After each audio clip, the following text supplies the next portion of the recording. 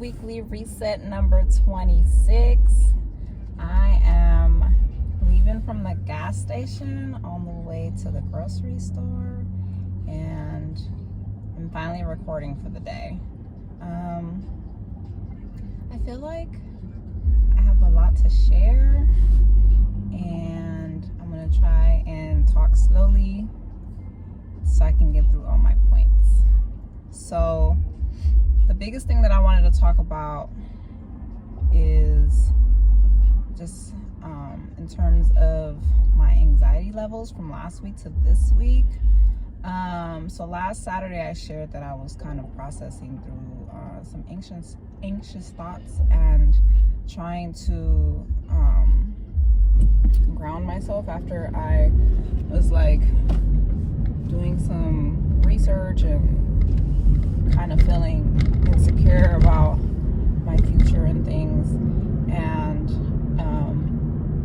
so I spent like that day just like talking to myself and trying to calm my nerves, and I ended up having to continue that like Sunday, Monday, Tuesday. Like I didn't feel as heightened, I guess, as like Friday night, Saturday morning, but I was still not feeling 100%, to the point where I was like working from home.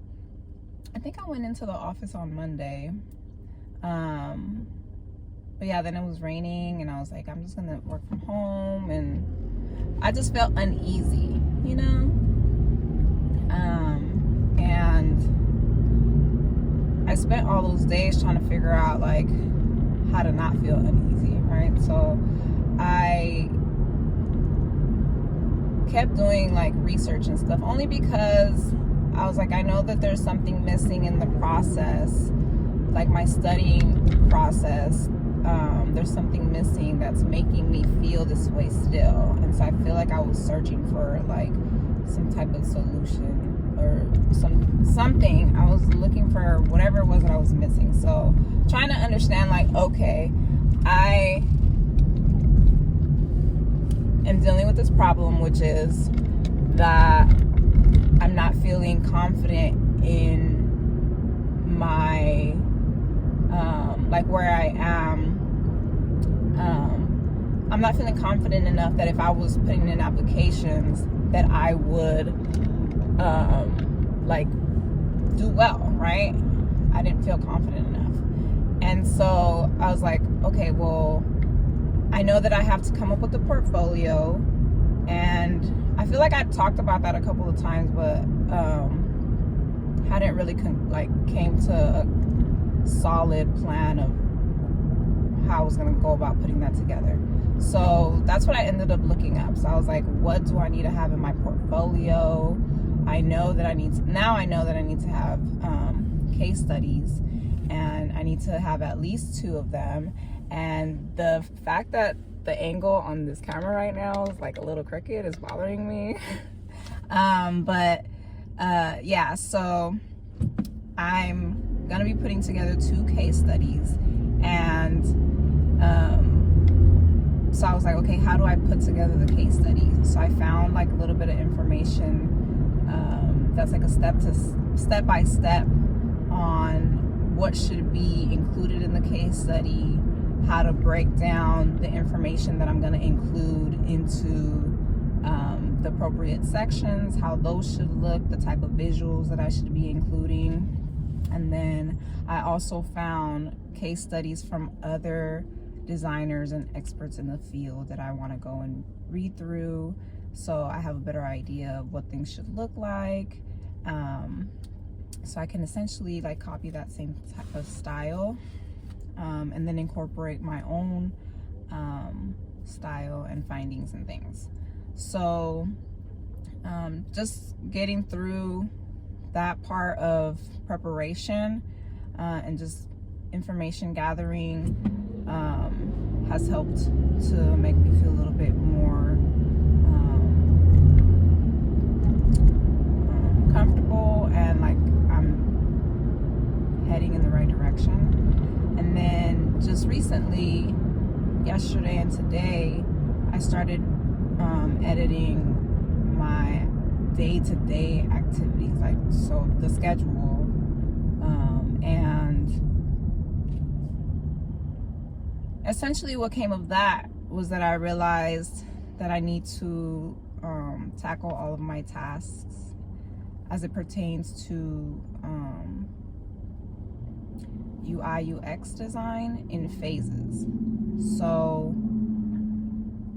there are 6 phases that I'm gonna have to go through if I want to get a job in the UI UX field by August 1st, 2023. That's my goal.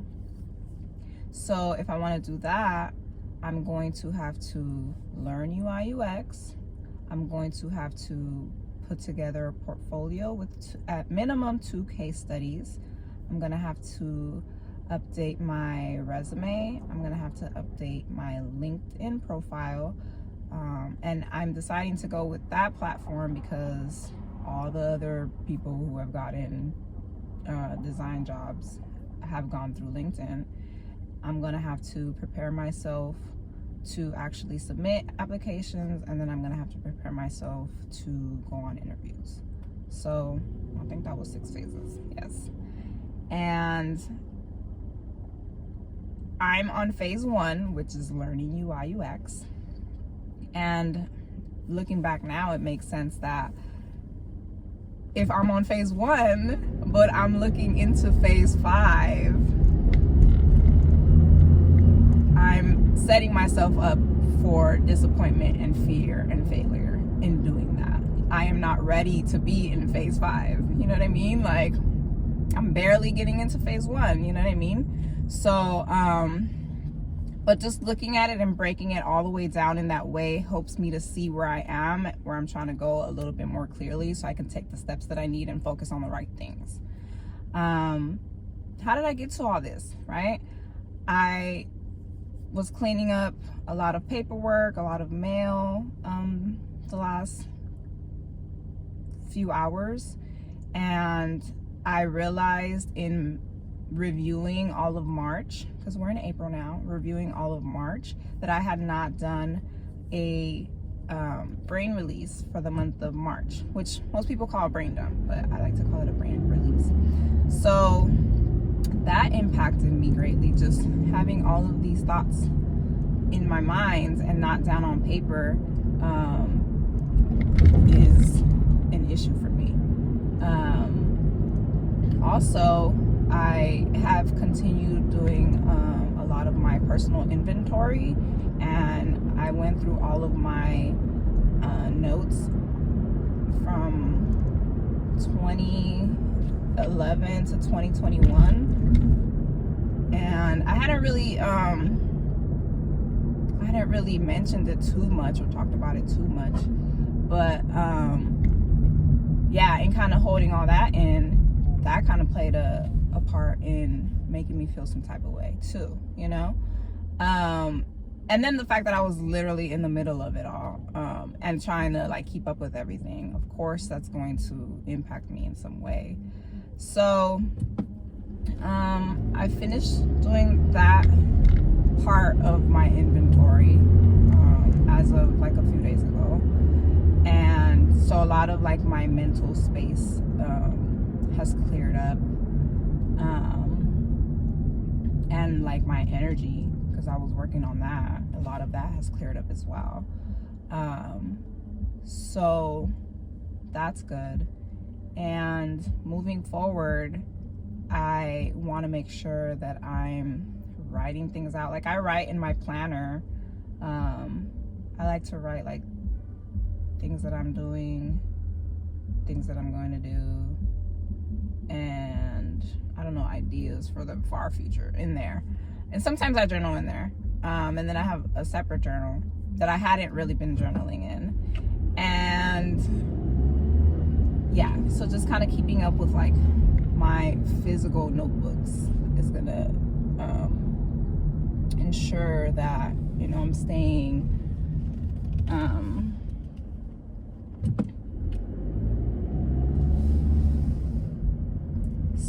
centered. And my big takeaway from all of this is that I just want to like keep things simple. So the other thing I realized is that I was working on CSS review, right? Then I finished with the CSS review and I jumped into JavaScript right away, while I had also included UX into my study, right? So that's 3 different areas that I'm focusing on, all at like somewhat beginner levels, and I want to take on all the things. And then on top of that, recently I was like, let's do Figma and Adobe Illustrator. Let's just do all of the things, right? And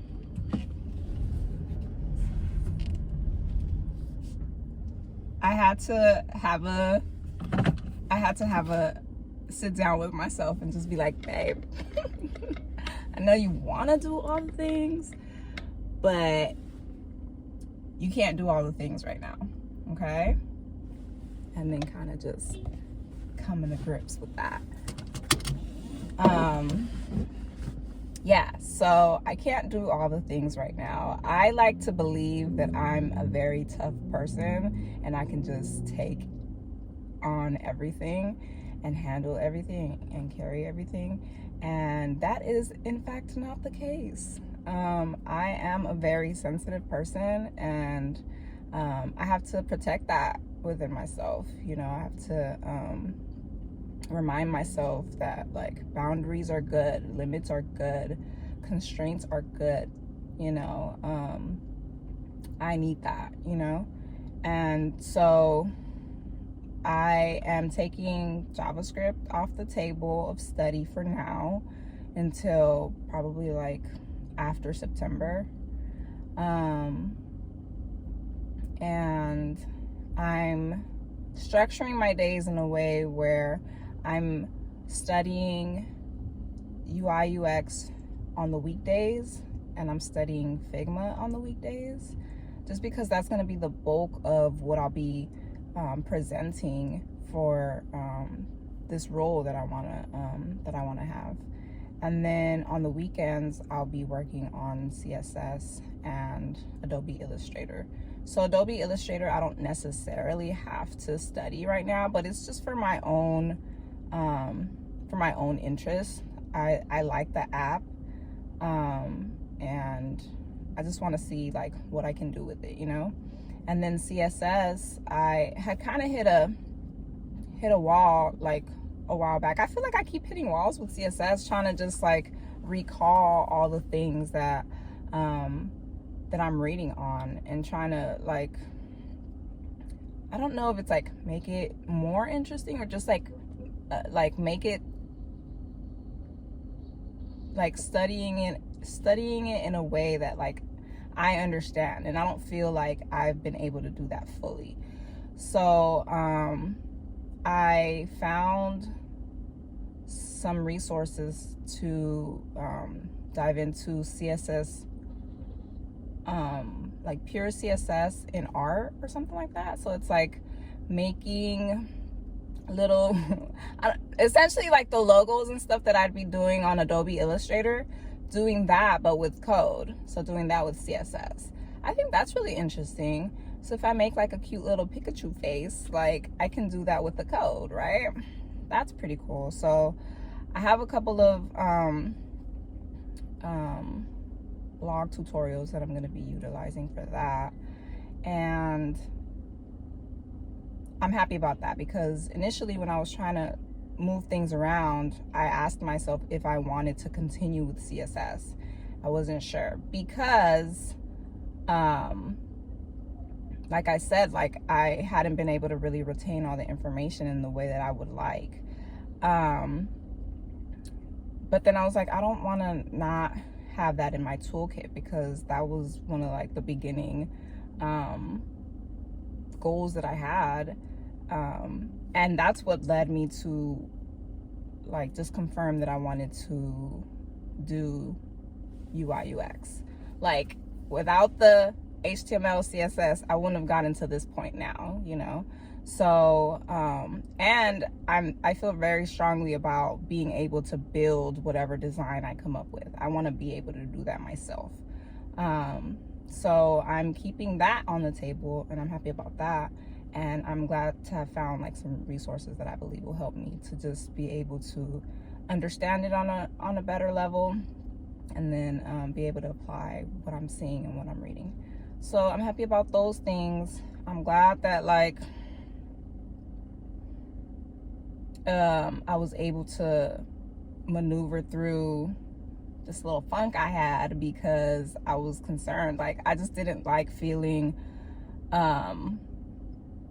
uneasy. Like, I was chilling, you know. I was like doing my work, you know, getting things done, and then, you know, I start freaking out, and I don't like that. Like, I don't like to feel that way. So really, I learned from all this is that I was doing a little too much, and having to tell myself, like, it's okay, like, you're still making progress.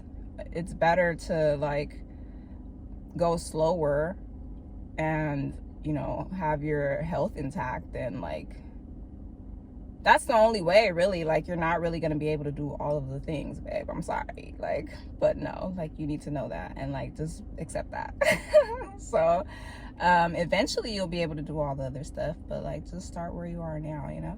So I'm using the study guides for the UX review, and I'm also mapping out like when I want to have those done, because there's 6 of them that I'm going to be using. I'm finishing up the design thinking study guide by the end of this week, and then I'm going to be moving to the UX basics study guide, and some of the concepts in that guide I've already gone through, so it'll be a little bit of a review with some other things, and then after that will be the psychology in UX, which I'm really excited about, and that's the longest one out of all of them. So yeah, so things are moving along. I'm happy about that, and I also went to the gym 3 times this past week, and I went this morning. Early afternoon. So I'm keeping up with that. I also wanted to say I was struggling a little bit with my eating, because I was down a couple days. I was not feeling well, and I had some fries. Okay, I had some French fries from the burger place. I had like a little small bowl, but I didn't have ketchup on there, and really I was like giving myself a pass, because like, they're potatoes and I eat potatoes, but it's just the way that they're prepared that can affect my more so my skin than like my digestive concerns. My face didn't break out or anything, and my face had broken out before just from stress, so I was like, whatever, like, I'm already broken out, I might as well have the thing.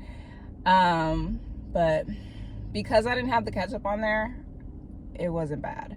The thing about, you know, if I eat certain things, then my mind is like, well, you had that thing and it was fine, and, you know, you might as well have this other thing. And so that's what happened, and I was like, oh, now I want a Pop-Tart, right? That would have been 100% a no-go. Like, and I was struggling with that, like, I just need something sweet that's not good for me, and I'll feel better, and that doesn't make sense. But what stopped me from having the Pop-Tart was that I looked at the ingredients on the box, and it says wheat, flour, soy, milk, eggs. All the things I cannot have. And so that deterred me, and I'm glad. And so now I was able to get back on track. And I went to the grocery store. I went and got kale. I got greens. I haven't made greens in a cool minute, so I'm going to try and make some today. And all the other things that I can eat, and just trying to, you know, continue with the better choices for myself, you know. But also, like, if you had a moment, like, you know what it is, so like, get yourself back on track. That's the main part of it. Because like I said, I hadn't oh, I don't know if I said this, but I hadn't like been studying how I had been studying like a couple of weeks ago because of the whole anxiety moment that I had. And I don't want the next thing to come up to greatly impact me to the point where I'm not handling my business, you know? I don't want that. Like, the days are going by, like, whether you're being productive or not, you know what I mean? Like, the deadlines that you're setting for yourself are there, and each one affects the rest of them, right? So, and I can say all the things, I'm sad and all of this, and it's true. Like, it does play a part in my ability to produce, right? So I'm not gonna discount that. But once I have those moments and I come back to myself, like, just let's get back, how do we get back on track? So that's where I'm at right now with it, and I feel good about that. Like, I'm not feeling like in the past I'd be like, oh man, I suck, but like, no, you're doing great. Like, you know, you've learned a little bit more about yourself and you're continuing on, so continue on. So that's what I'm gonna do. I'm gonna go up in this grocery store and I will be back next week to share some more. Peace.